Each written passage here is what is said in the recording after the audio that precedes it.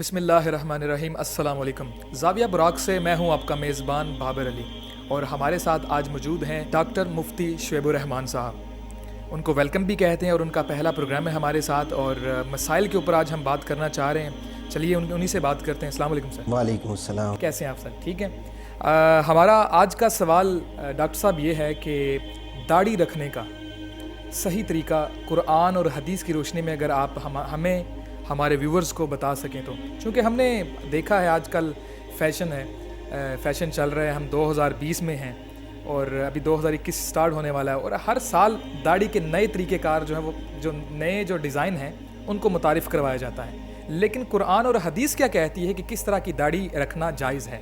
اللہ تعالیٰ نے قرآن پاک میں ارشاد فرمایا فَلَا يُغَيِّرُنَّ خَلْقَ اللَّهِ، ایسے لوگوں کی مذمت بیان کی جو اللہ تعالیٰ کی تخلیق کو تبدیل کرتے ہیں، بدل دیتے ہیں۔ یہاں تک کہ فقہاء نے لکھا ہے، اشیاۃ اللمعات کے اندر شیخ محقق نے بیان کیا اور مرقات کے اندر مولا علی قاری نے بیان کیا کہ اگر کسی شخص کی زبان کاٹ دی جائے تو پوری دیت لازم ہوگی، ناک کاٹ دیا جائے جڑ سے پوری دیت لازم ہوگی۔ ایسے ہی دیت یعنی 100 اونٹ جو ایک قتل کی دیت ہوتی ہے، 100 اونٹ یا 10,000 درہم یا 1000 دینار۔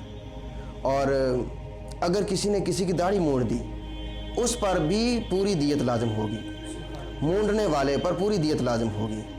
اب افسوس کا مقام ہے کہ روزانہ ہم مسلمان وہ داڑھی کا بگاڑ کرتے ہیں، اسے مونڈتے ہیں، یہ مسئلہ ہے۔ اس کے بارے میں رسول اللہ صلی اللہ علیہ وآلہ وسلم نے ارشاد فرمایا لا تمثلوا بالآدمی ولا بالبہیمۃ، فرمایا نہ کسی آدمی کا مسئلہ کرو اور نہ کسی جانور کا مسئلہ کرو، کسی بہیمہ کا مسئلہ کرو۔ تو یہ داڑھی منڈانا یہ مسئلہ ہے، اس وجہ سے حضور صلی اللہ علیہ وآلہ وسلم نے اس سے منع فرمایا۔ اور ہمارے ہاں دوہرا رویہ رائج ہے، ایک تو چہرے کا بگاڑ کیا جاتا ہے، چہرے کا مسئلہ کیا جاتا ہے داڑھی مونڈنے کی شکل میں، اور دوسرا پھر اس سنت کا مسئلہ کر دیا جاتا ہے، سنت کا بگاڑ کر دیا جاتا ہے اس کے اندر مختلف ڈیزائن بنا کر، حالانکہ یہ داڑھی مرد کے حق میں زینت ہے۔ یہی وجہ ہے کہ رسول اللہ صلی اللہ علیہ وآلہ وسلم کی داڑھی مبارک کا حضرت انس بن مالک رضی اللہ تعالیٰ عنہ حلیہ بیان کرتے ہیں، کانت لحیتہ قد مالأت ہاکذ من ہا ہنا الی ہا ہنا امر یدیہ الی عارضیہ۔ حضرت انس بن مالک نے اپنے ہاتھوں کو یوں کیا کہ رسول اللہ صلی اللہ علیہ وآلہ وسلم کی جو ریش مبارک تھی وہ پورے چہرے کو گھیرے ہوئے تھی، وہ بھری ہوئی تھی۔ اس وجہ سے آپ فرماتے ہیں آپ نے دونوں ہاتھوں کو یوں کر کے فرمایا، اور حضور صلی اللہ علیہ وآلہ وسلم کا نہ صرف یہ عمل مبارک ہے بلکہ آپ نے باقاعدہ حکم دیا خالف المشرکین احفوا الشوارب و اوفوا اللحیہ اوفروا اللحیہ، فرمایا کہ مشرکین کی مخالفت کرو، اور مخالفت کیسے ہوگی؟ مونچھیں پست کر کے اور داڑھی کو خوب بڑھا کر، اس طریقے سے مشرکین کی مخالفت ہوگی۔ علامہ صاحب یہاں پر میں ایک اور چیز ایڈ کرنا چاہتا ہوں۔ ہمارے ہاں یہ ہوتا ہے کہ ہم جا کر کہتے ہیں نائی کو، ہم یہ کہتے ہیں جو مطلب بال وغیرہ بناتا ہے، اس سے یہ ہم کہتے ہیں کہ آپ نے ہاتھ رکھنا۔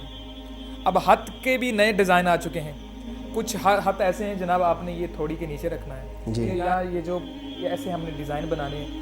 تو ہاتھ کی جو حیثیت ہے اسلام کے اندر وہ اگر آپ بیان فرما دیں اسی کے ساتھ۔ تو داڑھی کے اندر صرف اور صرف آپ نے مونچھیں پست کرنی ہے، یہاں تک کہ رخسار کے جو بال ہوتے ہیں وہ بھی نہ مونڈے جائیں اور نیچے بھی خط نہ کیا جائے، بلکہ یہ ساری چہرے کے نیچے داڑھی یہاں سے کان کی لو سے شروع ہو جاتی ہے اور یہ ساری نیچے چلتی ہے۔ اس میں آپ جب ایک مٹھی سے زائد ہو جائے، قبضہ سے زائد ہو جائے وہ آپ کاٹ سکتے ہیں۔ کان رسول اللہ صلی اللہ علیہ وآلہ وسلم یاخذ لحیتہ من طولہ و عرضہ، حضور صلی اللہ علیہ وآلہ وسلم کا عمل مبارک بیان کرتے ہیں کہ آپ طول و عرض سے اپنی داڑھی مبارک کاٹ لیا کرتے تھے۔ اور حضرت عمر فاروق کے بیٹے ہیں جو حضرت عبداللہ ابن عمر، ان کا محدثین نے طریقہ بیان فرمایا ہے کہ وہ بھی اپنی مٹھی رکھ کے داڑھی کو کاٹا کرتے تھے۔ تو ایک قبضہ یعنی مٹھی بھر یہ داڑھی سنت ہے اور واجب بھی ہے، اس سے نیچے وہ سنت میں شمار نہیں کی جائے گی۔